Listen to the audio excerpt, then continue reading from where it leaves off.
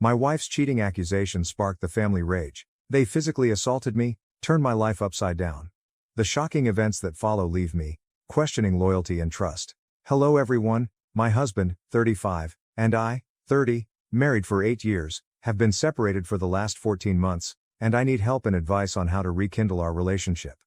We are currently not on speaking terms, and all our arrangements go through our lawyers, but I will have an opportunity over Christmas to clear the air and set things straight, as he will be flying in from Sydney to spend time with the kids. So what happened? I received a Facebook message in September last year that my husband was talking and exchanging naked photos with other women on Tinder. We spoke on the phone for a bit, and the only proof she had was a screenshot of their conversations and his profile. Long story short, I downloaded Tinder and found his profile with his location less than 1 kilometer away. I was convinced that he was cheating, and we had a terrible fallout that evening, which led to my family coming over to calm the situation. But instead, it escalated when my brother punched and grabbed hold of my husband. The neighbors called the police, and my husband was asked to pack a few things and stay elsewhere for a while. We separated shortly after, and he has since moved to Sydney to be closer to his ailing father but sees our kids for a weekend twice a month. Fast forward to the beginning of November this year, and my neighbor rocked up at my doorstep to tell me that her husband was catfishing women on dating apps using my husband's photos. He downloaded these photos from a MacBook that we lent him during COVID, and some of these photos were of an intimate nature and of me. The police are currently dealing with this. All of this has been relayed to my husband through his lawyer, but his response has been lukewarm, and he said we could talk about it over Christmas. I am so scared that we might be down too far in the rabbit hole and that he will likely push for a divorce, even though I know that we love each other deeply. But this took a massive toll on our mental health, finances, and the well-being of our 3 kids. What is the best way to approach him in December and make amends? TLDR. A neighbor used my husband's photos to catfish women on Tinder for naked photos. My husband and I separated because I thought he was cheating. The neighbor's wife told me what her husband did. Police are investigating. Some comments. Your husband experienced something that you will never understand. A false accusation, an assault from your brother, spousal alienation. There is no right of recourse against the false accusation, a complete lack of loyalty from his wife, a complete lack of respect from his wife, the loss of the life he had from a false allegation, parental alienation from his children, familial alienation from his in-laws, alienation from friends. The police were called, and he had to leave. She separated from him. Your husband has already completed his grieving process. You ask, are you too far down the rabbit hole? Yes, I am afraid there is no going back for you. You chose not to listen to him when he said it was not him. I agree, I don't think there's coming back from that. I understand you had reasons to believe he might be cheating, but it seems he had no chance to defend himself, and getting your family involved made everything even worse. He was punched and told to leave his house by the police, has been living away from his kids for the past 14 months, and has been treated as a villain by friends. You say you love him, but I don't think love could erase everything you two have been through and rebuild trust. Oh, and here's another thought, perhaps reach out to any and all of his old friends. Make sure they all know the truth. OP. Try to salvage what you can for him, but I think the way things happened would have been very damaging. To be clear, I'm not blaming you for wanting to leave when you had clear proof from your perspective at the time that he had cheated. It's a reasonable reaction, but the way it took place seems so insanely violent and dramatic. You two got screwed over, not just by your neighbor, but also by your brother. Punching someone is never acceptable. It would have been a sucky and inappropriate reaction even if your husband had, in fact, cheated. Now imagine how your husband must have felt, considering it was entirely unwarranted. Being married means being part of a shared family. The fact that your family got in the middle of it and bodily hurt him would make anyone think twice about getting back in. If you really work hard on mending those bridges, if you ensure everyone takes stock and is accountable for their mistakes, and that includes your brother, then you might rebuild your relationship. But it will most probably take time. Damn, you two really got effed over by your shit neighbor. I feel bad for both of you and your kids. I get why you believed he was cheating, and I get why he might not want to rekindle the relationship. What an all-around crappy situation. This sub, cheaters are the worst. Leave someone who cheats on you. Don't give them a second chance. Don't let them lie to and manipulate you. Also, this sub, OP's the devil because she couldn't divine that this clear-cut case of cheating was instead a highly unlikely series of events that resulted in her husband's private photos on an active Tinder account in her direct vicinity and proof of that account engaging with women. Like, what the shit? Both OP and her husband got effed over hard by this POS neighbor who is now dealing with the police. It's very uncool that shit got physical, but otherwise, OP did what one would expect of her. They're both victims. If OP came on here and laid out the evidence before the truth came to light, none of the users shitting on her now would have been like, talk to him, maybe your neighbor borrowed your computer, stole his photos, and is elaborately catfishing people from 10 feet away. Hey, tough one. Here's a thought though, perhaps focus your efforts and intention not on getting back together, but 100% on unfucking this whole thing up for him. Imagine all the things that he lost, all the people whose opinions of him changed, everyone you ever spoke to and told about his infidelity, and everyone they spoke to. Every single little embarrassment, every indignity that happened to him, what your family said and did that would have hurt, every colleague, every other parent from school, the bank manager, real estate people, every single person that got the wrong idea and correct them. Own your mistake. Position it as your failure to believe him and rebuild his reputation. Then set about correcting the tangible harm done, the financial losses, the physical harm, and the struggle you put him through. Consider each and everything that must have been shitty for him, and then, of course, the biggest thing, the kids. You were swindled without doubt, but despite your innocence in terms of intent, your actions still caused great harm and were negligent. Think manslaughter, not murder. Either way, you pay for the harm committed, whether the intent was there or not. Focus all of your attention on making him as close to whole as possible. If you do this, there will be one of two outcomes. He still does not forgive you, and if this is the case, then you will have helped fix the life and reputation of an innocent man, and you can look yourself and your children in the face and honestly say that although you made a terrible mistake, you did everything you could to make it right. Or he will see the sincerity, which you better have, because he will know if you are trying to seduce him into rekindling the relationship, and he will begin the process of forgiving you for your part in what happened to him. All I can say is that you had better demonstrate an absolute 100% siding with him as it relates to your family, publicly and otherwise, and you will have to be patient. He will get triggered by something this traumatic from time to time, irrespective of your efforts and his forgiveness. If you truly want to get square with him, then you may find yourself apologizing for many years to come. You may find yourself having to wear unprovoked fits of rage, unprovoked fits of depression, and separation from your family at yearly milestones. Your commitment to him and to the cause of making him whole again will be what determines if any civil relationship, let alone a romantic one, is possible. Oh, and one final thing, you had better be upfront with him about any relationships or nights with other men. He will want to know, and if you deceive him at all when asked, then you are completely effed. If you are to salvage this, then sincerity and honesty are the only ways to truly achieve it. Chin up, there is hope. I had some friends who separated for almost 2 years. Neither were with anyone else, but they have managed to find their way back together, and some 3 years later, they welcomed a second child into their family. So there is hope. I sincerely hope to hear a positive update in 6 months. You and your family are back together again and making great progress on his PTSD. And yes, your romance is blossoming. Wow, what a mess. I'm glad the police were involved in what that neighbor did. As for you and your husband, a lot is going to depend on two things. How much do you both really love each other, and how difficult it is for you both to have a truly serious, heart-wrenching, emotionally exhausting conversation. His logical side will likely understand why you thought it was true. After all, there were pictures. It would be easy to believe it was true, but his emotional side is going to be deeply hurt that you didn't believe him over the evidence. All you can do is sit down and try to work through it. Good luck to you. OP's replies. Thank you. I thought having a therapist present might help, but I have doubts and think it is better not to involve others. The aftermath was devastating for us both, and more so for him when his friends and my family wrote him off. I still love him and have never stopped, but I know it will be on his terms if he is willing to give it another chance. I am willing to do whatever it takes. What have you done to make amends and clear his name? Have you notified his friends and family that he was falsely accused and had been faithful the entire time? Has your family apologized? Have his friends reached out and apologized? Take a look at the definitions of regret that this happened and remorse for the pain you caused him. I don't hear or feel remorse in your words, and I don't see remorse in your actions.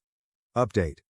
Hello everyone. I have had quite a few people ask for an update on what happened after we discovered that my neighbor was using my ex's photos to catfish other women. Unfortunately, after having sat down and discussed things, it was decided that our marriage was beyond repair and that we should go our separate ways. He is currently in therapy and has requested that we have a clean break with no further contact in the future. I intend to respect his wishes and will continue to communicate through his lawyer on matters that concern our kids. I have since cleared the air with our families and friends and am still actively working towards repairing his reputation. I would also like to clarify the assault and why my parents came over in the first place. The night of the argument, I called my mother to ask if I could drop off our kids and if they could spend the evening there, but she was concerned about my emotional state and asked that I stay put and they would come to fetch the kids instead. They arrived, and my brother opted to stay outside while my parents came inside to grab the kids and their bags. At this point, my father asked me to talk to my ex and calm the situation, and my mom dragged me away to get the kids and their bags ready. My brother was very confused when we came outside and was triggered by my mom saying that my ex might have cheated. My brother reacted the moment my ex walked out and grabbed my arm in a non-violent way, leading to the punch and scuffle on the front lawn. He was remorseful and apologized even before we found out my ex was not to blame. It is a series of unfortunate events that have changed many lives and robbed my family of our love and happiness. Now I have to focus on my kids, my depression, and coming to terms with the divorce. I will never forget, but hopefully, the pain won't be as intense. Some comments. Well, things went way too far, and I can very much understand why your husband left. I would seriously consider cutting your brother out of your life for a while and also really considering your reaction to this and how it all went terribly wrong. That poor guy. He loses his marriage, his kids get assaulted, and his whole life turns upside down. My heart hurts for him. I can't imagine the grief and angst he's gone through. I remember the original post to this, and I predicted that your ex-husband wouldn't rekindle this. Too much damage has been done. You call it a scuffle on the front lawn? I mean, he was assaulted by your brother. I am praying for your ex, and I hope you can heal from this. Story 2. A 15-year-old is pregnant, and OP doesn't know how to reveal that his older daughter is actually her biological mother. So, me, 53, and my wife Rose, 53, had our older daughter Sarah, 31, when we were 22. We were young and broke, but we managed, and now we raise Sarah the best we can. She got pregnant at 15. It was a very depressing time for her. She had to go to therapy and never told us anything about the father, which always upset her, so we never pushed the issue. She originally wanted to turn, but kept canceling and eventually told us she wanted to give her up for adoption. But 5 months into the pregnancy, when she was discussing with a social worker a couple to adopt, the couple dropped out of the adoption. After trying to find more couples, Sarah asked us if we wanted to adopt. Me and Rose were both 38 at this point, and we had both been discussing having another child, so we ended up adopting our daughter Ellie when Sarah had her at 16. 2 years after Ellie, me and my wife had our son Logan, 13, biologically. Growing up, we always planned on telling Ellie she was adopted, but we knew that to tell her that, we had to tell her Sarah was her biological mother. Sarah never became close with Ellie, not even his siblings. She moved out after the birth and lived with Rose's sister. She has always shown sisterly love to her Logan but never towards Ellie. There have always been conflicting feelings towards Sarah. I have seen posts on Sarah's Instagram where she posted a picture of what was supposed to be the 5 of us, but Ellie was cut out. I confronted her about this, and she said it was too painful. However, a couple of years ago, she showed up drunk, begging us to let her see her daughter. We talked to her and let her stay, but we did not let her near Ellie since she was drunk. We found out from her husband that she had suffered several miscarriages and was told to consider a surrogate. She ended up doing that 4 years ago and has since had twins, Jack and Jill, both 3-year-old, who are biologically hers. Ellie has loved being an aunt to the twins, and Sarah has encouraged this with Ellie and has been inviting Ellie over to her house for family time with Logan, who loves being an uncle. We have asked Sarah that in light of the twins and Ellie being close to them, wouldn't it be time to tell Ellie the truth? But Sarah keeps claiming she is not ready. Recently, Ellie came to us and told us she was pregnant. This time, it is a completely different situation. We have met the father. He is a childhood friend of hers, and they decided they wanted to lose their virginities to each other. We had the talk with Ellie long ago, as we did with Sarah. We approached the situation calmly and have since met with the father and his parents. Ellie is insistent on keeping the baby. She is 3 months along. We have not told Sarah yet. We do not know how to approach the situation, and we do not know how she will be able to take it. Me and my wife are considering telling Ellie the truth, but we need Sarah to be there. Relevant comments from the OP. Comment 1. Did you ever consider Sarah was Zed, and that's why she never told you about the father? Wanted to terminate and is incredibly distant from her daughter because she is the offspring of the attacker? Just a passing thought. OP. Yes, she has never said anything, but we have always suspected that is what happened. Her therapist would be the only person who knows, but whatever is said stays between them. Comment 2. Please discuss contraception with your son if you haven't already. Also, why is her being pregnant a nudge to tell her she is your other daughter's biological child? Wouldn't that be a bit much? OP. Yeah, we might hold off on telling her, but at the same time, we don't know how Sarah will react to finding out Ellie is pregnant. We have had the talk with all 3 of our children about contraception. They didn't want to use protection the first time and thought being careful would not risk pregnancy. Comment 3. I did think of this right away. I wonder what will happen when one of them does an off-the-shelf DNA test. It will probably happen at some point. OP. I would not do a DNA test without Ellie knowing anything because if Sarah was assaulted, I would not want him around Ellie. Update. So I decided to write an update as I'm still getting messages on this account. First, I want to address the main issue I was wondering about. Advice on what to do after finding out that my daughter Ellie, 15, is pregnant, but that we had the exact same situation with her older sister Sarah, 31, who is actually Ellie's biological mother. Well, I decided to just focus on helping out Ellie, who is 4 months pregnant. We didn't want to stress her out by telling her about the adoption yet. In fact, we know we should have already told her a long time ago. Despite Sarah's emotions on the matter, it's not like we even knew the details about Ellie's father, so that would have been Sarah's talk. But we, as Ellie's parents, still should have told her the truth when she was younger. A week after I made the post, Ellie told her family about the pregnancy. She had since told my parents, her boyfriend's grandparents, and then, of course, Sarah. Sarah didn't react well, but she told her she would support her. Of course, Sarah reached out to us after, very upset, but said she was ready to talk to Ellie first about the adoption with us, and she said that she wanted to tell Ellie about her father alone. We sat down and had a discussion. Ellie was, of course, upset but calmed down after a while. She, of course, had questions about her father. Sarah had that discussion with her. At the time, I didn't know what she was told, and it was none of our business, but Ellie told us she knew who he was and said she didn't want to reach out, so we moved on. After that the other day, I got a call from my sister-in-law, Renee, 31, female, my brother's wife. She was angry and was asking what kind of sick idea Sarah was putting in Ellie's head. She started mentioning stuff about Ellie's adoption, so after I got her to calm down, she told me what happened. She claimed that Ellie had messaged my brother Ethan, 32, and told him about the adoption and wanted to talk to him. This confused me because me and Ethan don't talk much. We were never really close because we are 21 years apart. He was my mother's late child, and he always got along with mine and our sister's kids as they were all around the same age, and Ellie only saw him on the holidays, so telling him about the details of her life didn't make sense. Renee explained to me that Ellie claimed that Ethan was her father because that is what Sarah had told her and told him that he was going to be a grandpa. I had to sit down for a while. I called Sarah, and we had a long conversation. She told me that yes, it was true that Ethan is Ellie's biological father. Sarah and Ethan were close when they were young. They were only 8 months apart. Sarah says that when they went through puberty, feelings changed, and that every time she went to her grandmother's, they would hide away from everyone and have their own time. Sarah was upset talking about this, but she told me that he never assaulted her and that it was always consensual. She never wanted to tell me because she was ashamed of the fact that the father of her baby was her uncle. I have since talked to Ethan as well. He denied it to Ellie over text but told me that it was true. We exchanged a few words back and forth. Even if this was consensual, how could he sleep with his own niece?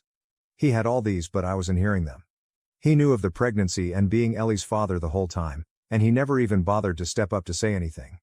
I have talked to Ellie about it. She says she was upset when she found out, but she always thought she looked like my stepdad's side of the family. It upset me when she mentioned that because, honestly, I see it. It's pretty obvious now.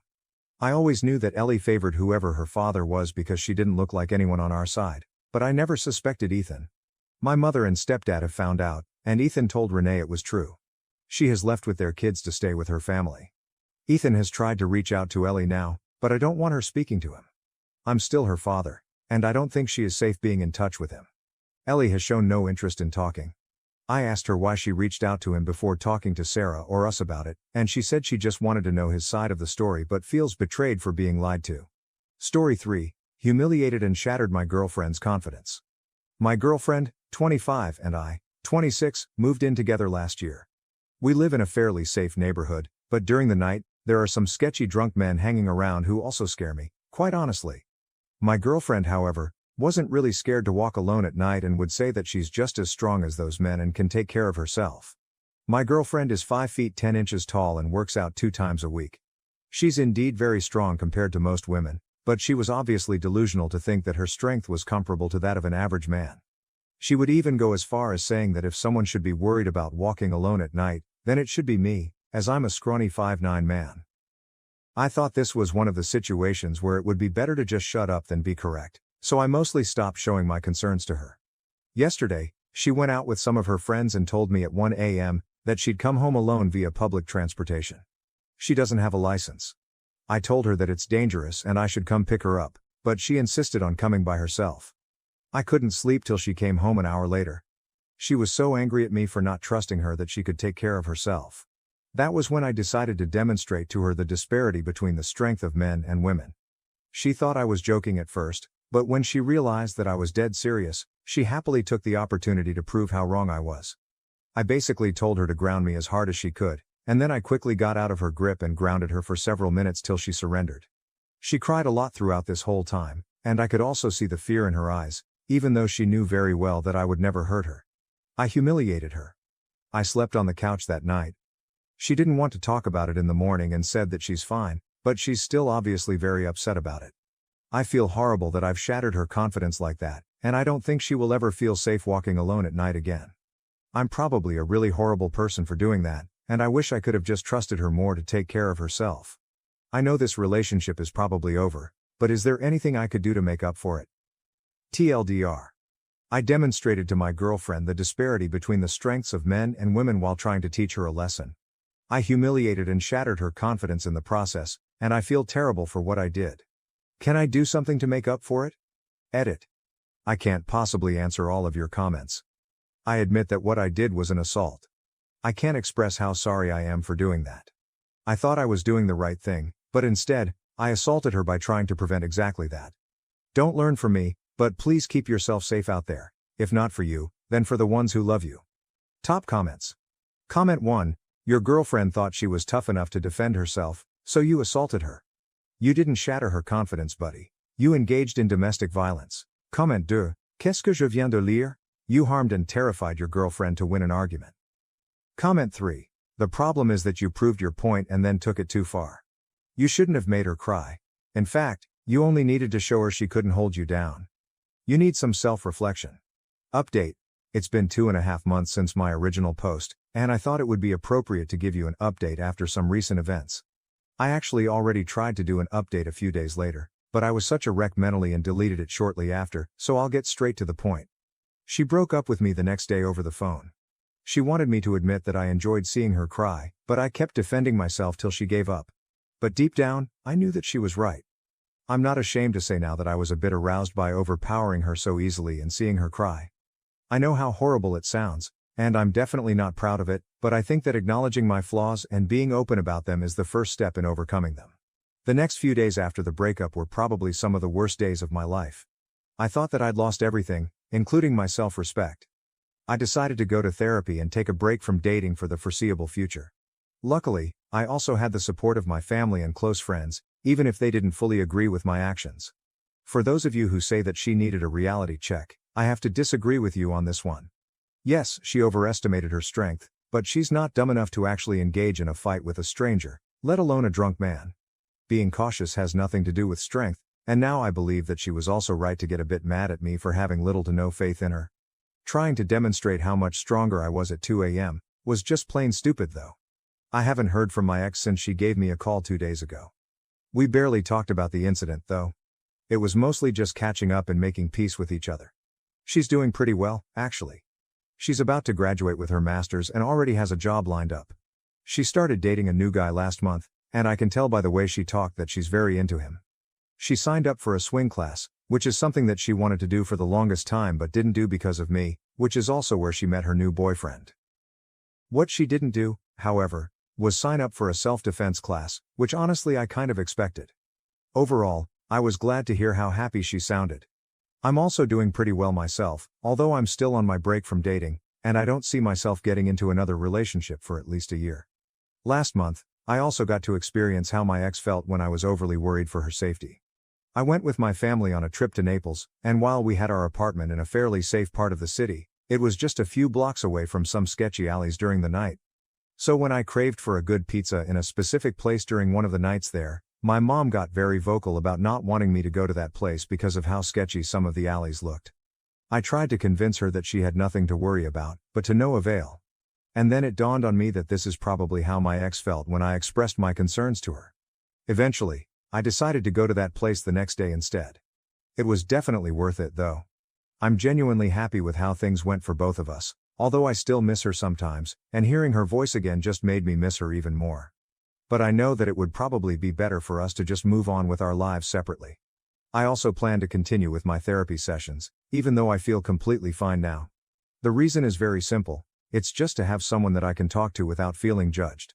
Reddit isn't really the best place for that, as you could probably tell from my original post, but I still want to thank everyone who commented and gave their opinion. Top comments. Comment 1. I was a bit aroused by overpowering her so easily and seeing her cry. That's a hectic statement to make, dude. I'm at a loss for words. Definitely seeing a therapist for those types of dark thoughts is a good idea. Comment 2. I'm very glad she broke up with you. You are 26 years old, and you took your girlfriend to the ground. I would have sent my uncles after you after that tbh. The fact that you admit you were aroused by that, this is why we say all men, women will never be safe with men like you in the world.